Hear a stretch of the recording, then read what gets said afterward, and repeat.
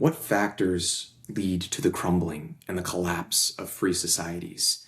What dangers make freedom disappear? These are questions that I've long had, ones that we've been wrestling with for generations politically, and seem to be especially relevant questions today. Now, I think literature is particularly important for us when we're trying to understand questions like this, because rather than taking a look at the large-scale impacts of the world, it allows us to go deep and to see individuals and how those individual lives are impacted by great political changes. And maybe this will give us a little bit of insight into the kinds of things that are necessary to preserve freedom. Now, I think there are 5 major dangers that can lead to the collapse of societies. One is injustice that is legitimate becoming revolutionary vengeance, which burns everything down to the ground. That's obviously a problem, and we've seen this in the past. We see this in great works of literature as well. Another one is populism becoming corrupt. I was reading All the King's Men by Robert Penn Warren, and this really came to mind as a relevant question, and one that definitely needed to be explored. The idea that human sacrifices might be a means to an end of achieving ideological equilibrium, if you will. That's another big risk I see a lot.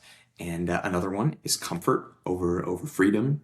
What do we prioritize? Another one is the classic 1984 question, which is power, control, authority, simplicity versus truth and art and vision. And so today I want to take a look at novels that give us insight into the human experience, into politics, when history and nations and governments and revolutions and armies and all of that is left behind. What do we have? Great writers like Victor Hugo, Alexandre Dumas, Leo Tolstoy. They brilliantly show us individual lives, ordinary people in these extraordinary historical events. And that question is often brilliantly answered through the large scope of history. But what about novels that deal specifically with these political questions and do so in ways that influence us today and will continue to influence us in the future? What do we need to understand as a society about human nature to remain free? So here are my picks for the novels, political novels, that will give us the best understanding of how to preserve freedom and to understand where we can go wrong and some of the failures of the past so that we don't repeat them. First one I want to talk about is A Tale of Two Cities. This is, I think, one of the greatest works, greatest looks at revolution and violence. Obviously, it takes place in the French Revolution. Charles Dickens is a great writer. This is one of his greatest books. It'll leave you emotionally impacted. It's just super resonant. There's a lot of other great novels. Dostoevsky's another contender. Basically, any of his novels for looking into this. And I had difficulty choosing just one, but I think A Tale of Two Cities really fits this role well. It takes place in London and Paris, 2 different cities during and also before a little bit, the French Revolution. And Dickens shows us the injustice that led to it, right? He doesn't hide from it. He doesn't try to say like, oh, there was no cruelty or poverty or whatever. No, it's like all that stuff existed.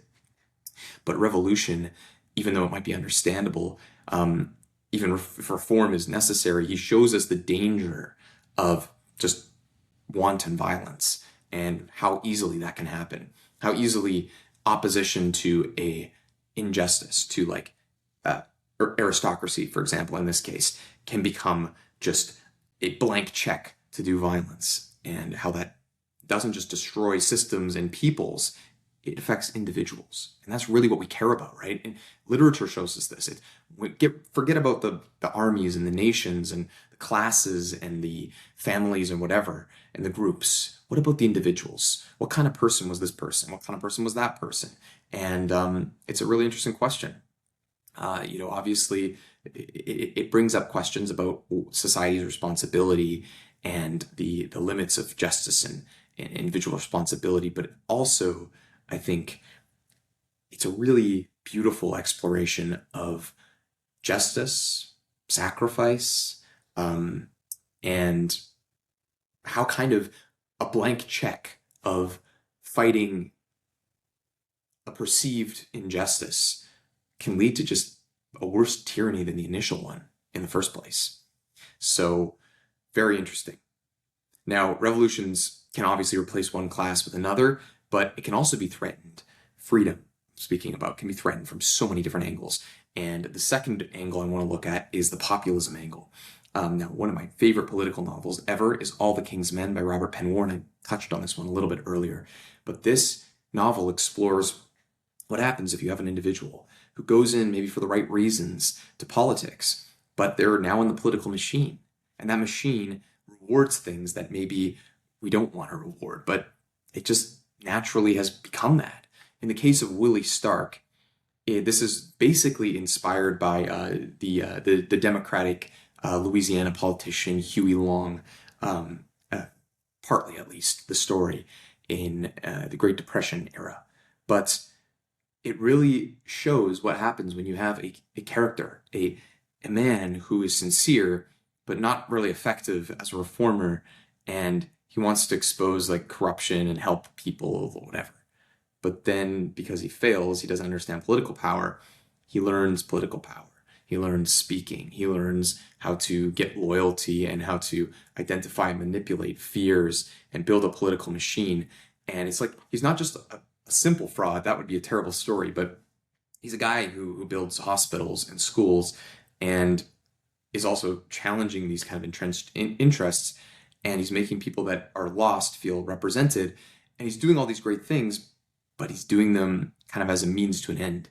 And he's starting to step on people. And he's starting to really not care exactly what needs to be done and what needs to be broken in order for him to get where he wants to go. And then the question becomes, how much of this is him doing it for the right reasons anymore, or is this just him doing it because he wants to do it? When we look at great works of cinema, I think the gangster films in particular, like The Sopranos, great example of a TV series, explores this idea as well. Like, what happens when you have people, maybe they're kind of doing some good things, but they're breaking things. And it's like, eventually, you're like, no, he's not doing it he's doing it for himself, right? He's not doing it only for the highfalutin motives that you thought he was doing it for in the beginning. But corruption becomes kind of endemic in the story of All the King's Men. And there's all these rationalizations. Everyone else is corrupt. The system's broken, whatever, and basically loyalty becomes his MO, and democracy is kind of thrown out the window where it suits him. And so this is a really interesting look at an individual behind this kind of political machine, because we've seen from every side, right? They're not going to get into particular politics. Every country, every political party, there are individuals like this that maybe enter for the right reasons, but the political machine gets a hold of them and they fall apart. And the politician might understand in the beginning that people are neglected and I want to help people, but in the end, are they doing it for the right reasons? People, the individual people that exist in our world have to be more important. Their freedom has to be more important than the ostensible goals and groups that they represent. And I think a lot of politicians forget this. And Willie Stark is a fantastic example of one who, in his pursuit of power and his pursuit of helping others, he misses the forest for the trees a lot of times. So our third pick here is a little bit of a different look at political power. What happens when means to the end becomes the only thing that matters for an ideological thing? Now, I think a lot of times we look at communism and fascism as the two greatest examples of this happening, and those are great, obviously, for a reason. The one that I want to talk about is Darkness at Noon, because I think this is one of the best books for encapsulating the idea of how an ideological goal can require sacrifices and kind of write off the human individual freedom to even just exist and think and hold your own beliefs. The premise of this story is there's an old revolutionary. He helped to build the system. He's imprisoned by it. This is very classic in Stalin's world. It was classic in Mao's world and Hitler's world. All these guys did the same thing, right? But he did everything. He lied. He did very immoral things to help the party. And he had this belief of history kind of following these discernible laws, and that the party would inevitably lead to the future. Anything could be justified. And now he's on the other end of it. and he's looking at things differently, right? The idea here is what happens when we live in a world where the individual is seen as the obstacle, right? And history is the thing that we're moving towards, and the individual is something we got to get out of the way. This is one of the greatest tragedies of totalitarianism, right? Darkness at Noon is such a great way of exposing this.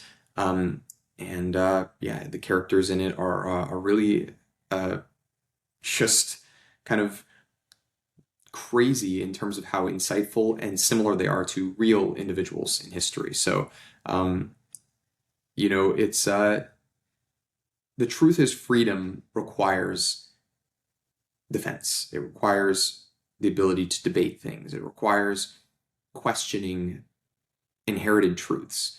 And when you have an idea that history is going to follow an inevitable path, you have to get rid of that. You have to say, we got to simplify it, right?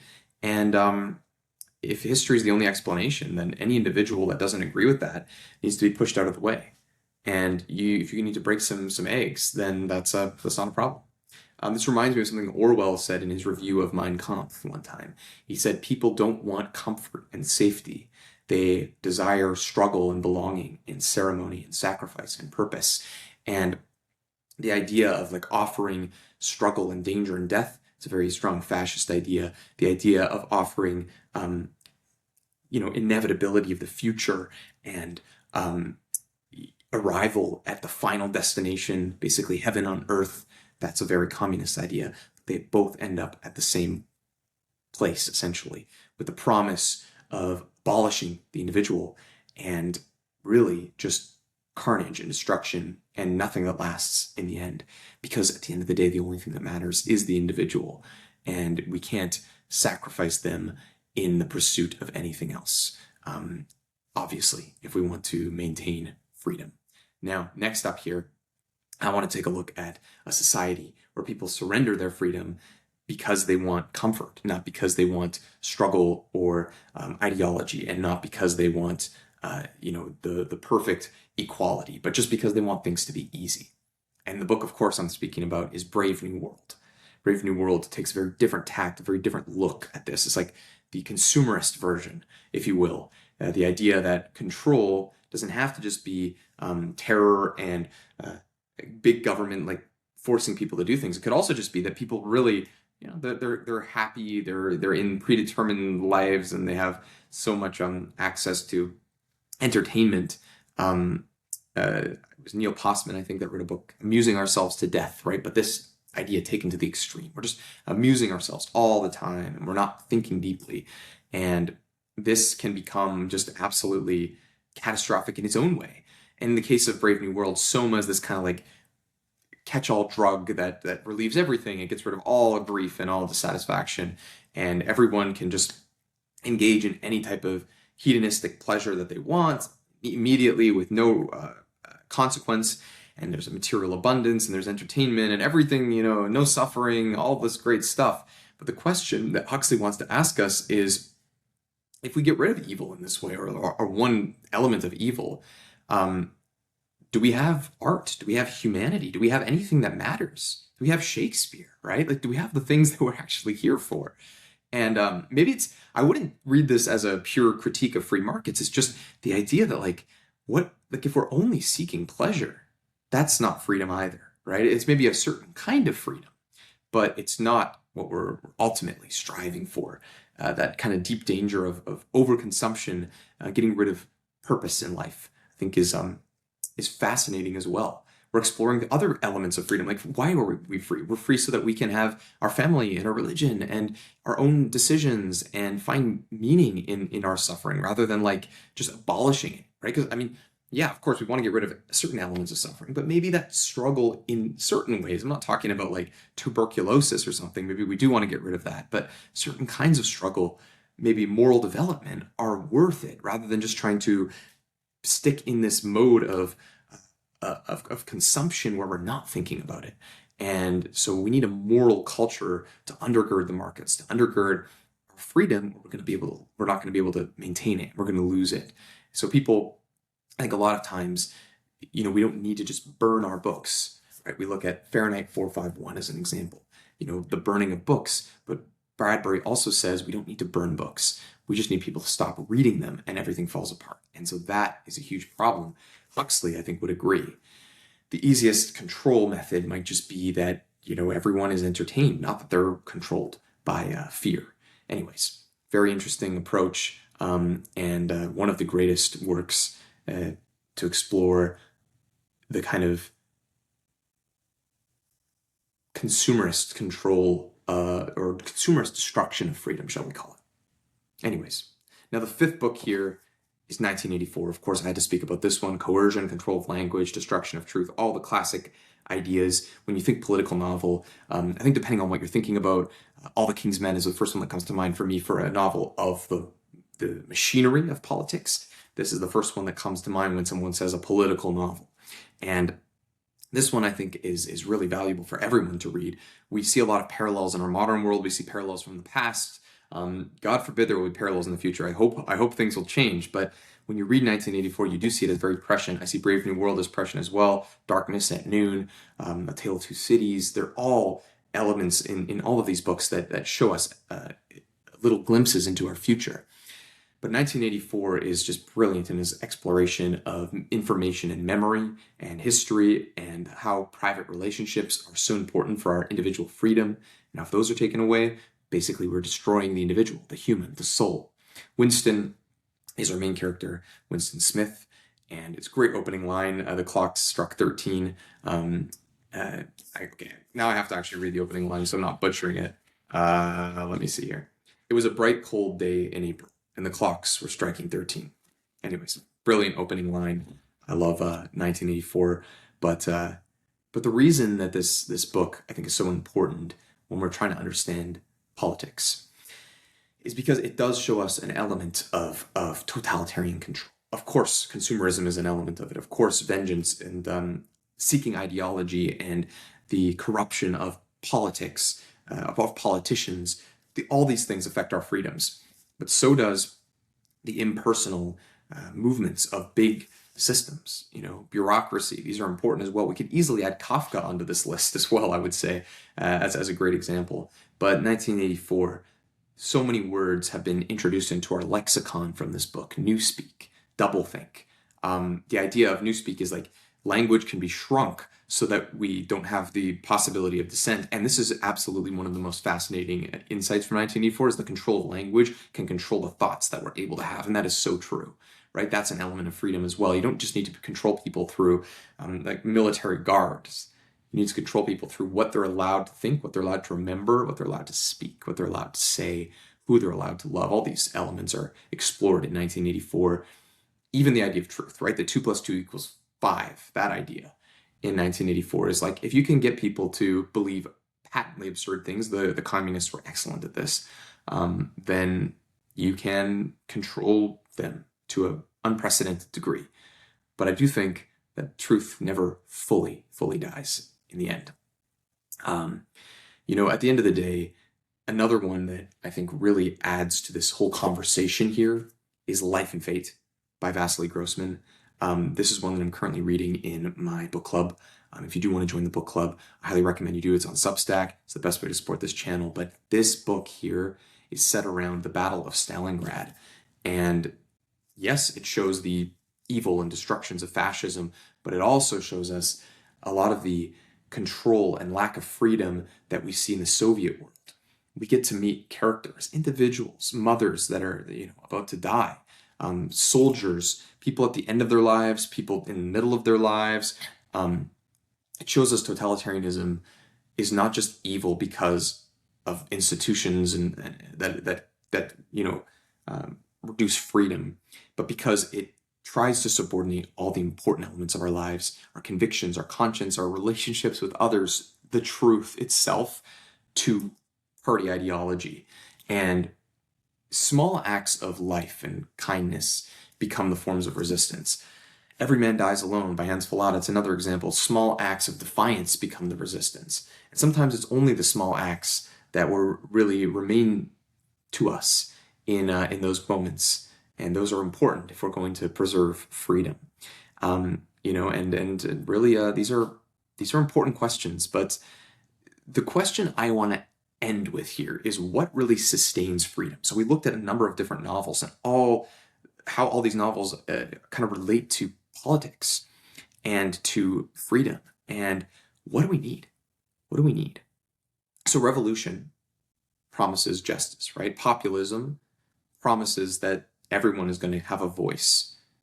Ideology promises that there's going to be equality, or that your group is going to get some particular benefit. Technology promises they're going to have ultimate comfort, and totalitarianism promises ultimate order. But each of these obviously can lead to their own problems. Revolution can lead to wanton injustice and violence. Populism can lead to the exact opposite, where one individual now kind of presumes to have everyone on themselves. So instead of everybody getting a voice, now only one person gets a voice because that one person represents everyone. Ideology, right, it's totally equal, but everyone's equal in that they don't have anything, right? The only way to have true equality is for everyone to have nothing. You can't have everyone have a lot. Technocracy, technology, that world of comfort is comfort without individuality, without choice, without freedom. Totalitarianism is order, but order without art, order without meaning, without purpose, without any of the things that we want to be here on this earth for. So none of these promises are just like evil to begin with, but they inevitably will end up being evil if they're not kept in check, if they don't have things that keep them from falling apart. And so we have to ask, whenever we're looking at a political system, what is it worshiping, right? What is it seeking? What is left to us? Are we able to do the things that we really care about? What do we want? To love our families, to be free to think our own thoughts, to measure our lives by the standards of the things that we value? Are we allowed to criticize? And so I take a step back when I'm looking at all this, and I look at the West. And I think the reason that we've been so successful in many ways, the achievement of the Western world, is not just the religious foundations, although that's a part of it. It's the biblical moral inheritance, it's the Greek and kind of Enlightenment rationality, but it's also religious toleration and the unique focus on the individual that we see in British common law, and how institutions are divided so that no single institution can just become totalitarian and control everything. And this allows for individual dignity and for us to have limited governments and freedom of conscience. But obviously there's going to be drawbacks, right? And there's been failures in the past. Hypocrisy is a big one. Things are not going to be as efficient theoretically as they would be. But when we look at how are they efficient in a totalitarian or a populist or a ideological or a consumerist environment, they're not. They are efficient to a bad end, right? So it's better to be inefficient to a good end, in my view.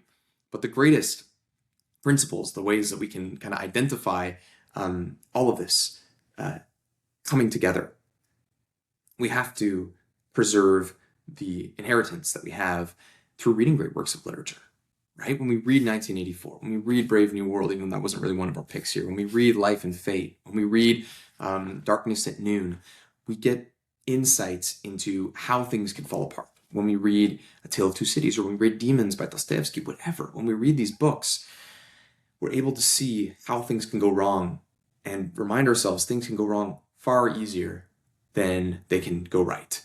We have great traditions and we do need to reform things.